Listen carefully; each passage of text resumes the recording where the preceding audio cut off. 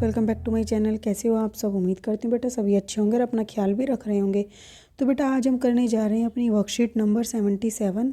25 तारीख की है, साइंस सब्जेक्ट की है, 9th क्लास के बच्चों के लिए, जिसमें बेटा हम क्या करेंगे, why do we fall ill वाला जो हमारा चैप्टर चला हुआ है बेटा उसी को कंटिन्यू करेंगे। इसमें आज हम पढ़ेंगे प्रिंसिपल ऑफ ट्रीटमेंट। तो ट्रीटमेंट के प्रिंसिपल क्या हैं, उपचार के नियम क्या हैं।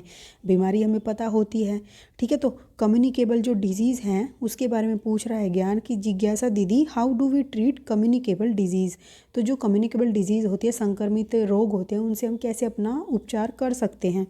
तो देखो क्या बताती है वो ज्ञान, we know that communicable diseases are also called the infectious diseases and are caused by pathogens.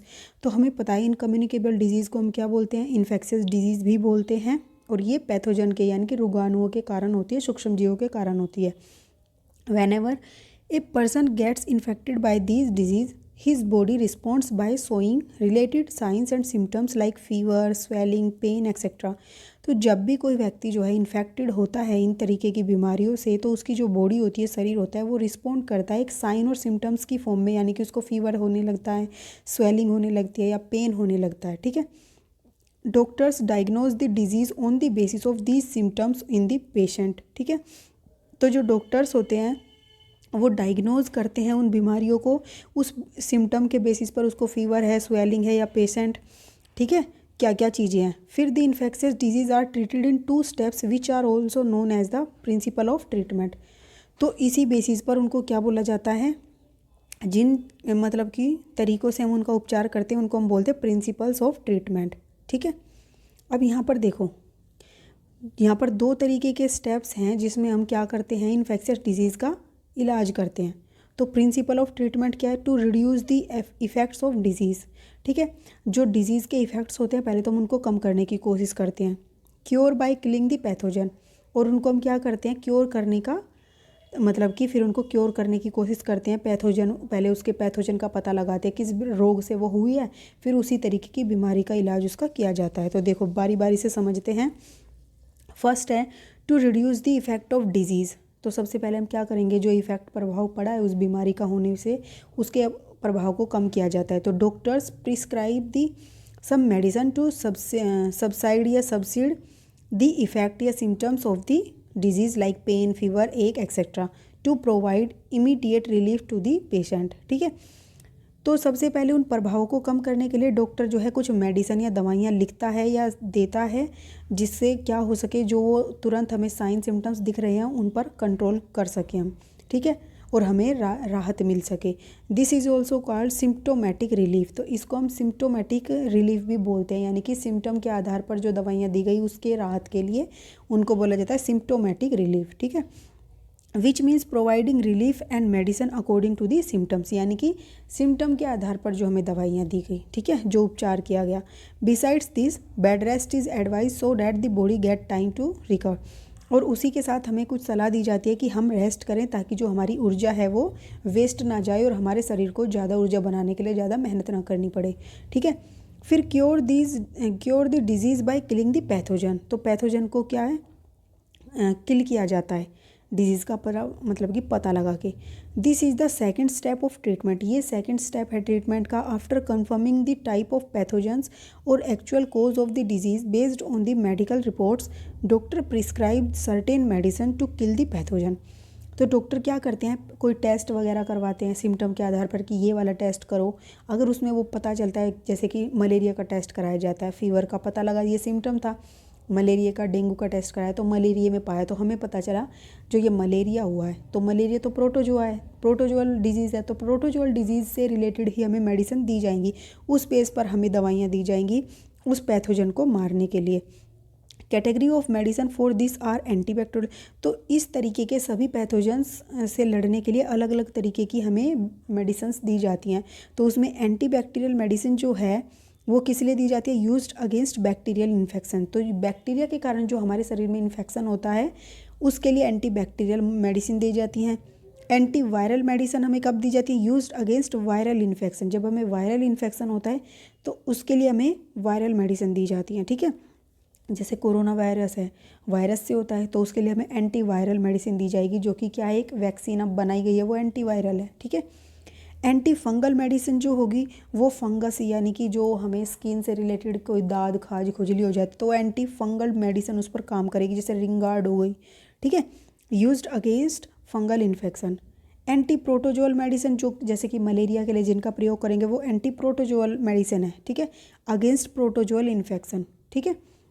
फिर एंटी एलिमेंटिक यूज्ड अगेंस्ट पैरासिटिक वोम, जो कि कीड़ों को मारने के लिए प्रयोग की जाती है, उनको बोला जाता है एंटी एलिमेंटिक, ठीक है।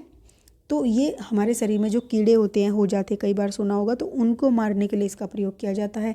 उसके बाद एंटीबायोटिक और antibacterial, the medicines drugs use to kill और stop the growth of bacteria in the body of the infected person, example penicillin और टेट्रासाइक्लिन, ठीक है। तो जो मेडिसिन या ड्रग्स जो है यूज की जाती हैं ग्रोथ को मारने के लिए, बैक्टीरिया के लिए, हमारे शरीर में जो इन्फेक्टेड होता है बैक्टीरिया से, तो उनके लिए जो दवाइयाँ हैं वो कौन सी है, पेनिसिलिन और टेट्रासाइक्लिन, और इनको हम एंटीबायोटिक या एंटीबैक्टीरियल दवाइयाँ बोलते हैं, ठीक है। काम कैसे करती हैं बेटा ये, antibiotic act by blocking the some biochemical pathways in the life cycle of the bacteria and thus kill them. तो ये काम कैसे करती है, एंटीबायोटिक जो होती है, जैसे कि हमारा शरीर, हम खाना खाते पचाता है उसको, फिर श्वसन के थ्रू हमें क्या मिलती है, एनर्जी मिलती है, तो कुछ ऐसी प्रोसेस उनके शरीर में भी चलती है, तो उनके जो ये प्रोसेस होती है उसको मारने के लिए वो ये दवाइयाँ दी जाती हैं जो इस प्रोसेस को स्टॉप कर देती है, जिसके कारण वो क्या होते हैं, मर जाते हैं, ठीक है। These biochemical pathways are different for different categories of pathogen, और ये हर प्रकार के रोगाणुओं के लिए अलग होती हैं। जैसे कि मलेरिया का जो प्रोटोजोअल होता है उसका जो लाइफ साइकिल है वो अलग होगी, बैक्टीरिया की अलग है, वायरस की अलग है, सबकी अलग अलग होती है, तो सब पर एक ही तरीके की मेडिसिन काम नहीं करेगी, ठीक है। जैसे कि अब बेटा देखो, रिंगार्ड है, रिंगार्ड हमारे सिर के दर्द को तो ठीक नहीं कर सकती ना, तो इस तरीके से दस these medicine only work against bacteria not for viral infection, तो ये सिर्फ बैक्टीरियल इन्फेक्शन में ही काम करेगी, वायरल इन्फेक्शन में नहीं करेगी। अगर करती होती तो अब तक तो हम सही हो जाते, वायरस, कोरोना वायरस जो हो रहा है उसके लिए हम एंटीबैक्टीरिया खा लेते, लेकिन वो बैक्टीरिया से होने वाली है, वायरस से तो है नहीं, ठीक है। तो इसलिए हमें इतना टाइम लग गया वायरस की उसकी मेडिसिन बनाने में, ठीक है। अब यहाँ पर देखो, production of antiviral drugs is more difficult than the producing antibacterial, तो प्रोडक्शन जो एंटीवायरल ड्रग्स का होता है वो डिफ़िकल्ट होता है एंटीबैक्टीरियल ड्रग्स को प्रोड्यूस करने में। क्यों होता है ऐसा, देखो अब कोरोना वायरस के लिए 1 साल लग गया बीमारी, मतलब कि उसकी दवाई बनाने में, क्यों इतना टाइम क्यों लगा, क्योंकि इसके एक कारण होता है, जो वायरस होता है, वायरस है few biochemical mechanism of their, मतलब उसके कुछ ही प्रोसेस होते हैं जिनके थ्रू वो अपने लिए काम करता है, लेकिन बाकी जो होते हैं वो हमारे शरीर पर डिपेंड करता है। जैसे कि कोई आपका सामान लेकर भागा या चोर है, तो अगर चोर क्या करे, पुलिस है, पुलिस सामने से खड़ी है, तो पुलिस के आगे तुम्हें कर दे और तुम्हारे पीछे छुप जाए, तो पुलिस के लिए मुश्किल हो जाएगा उसको गोली मारना, क्योंकि वो तुम्हें जाके लगेगी, तुम मर जाओगे।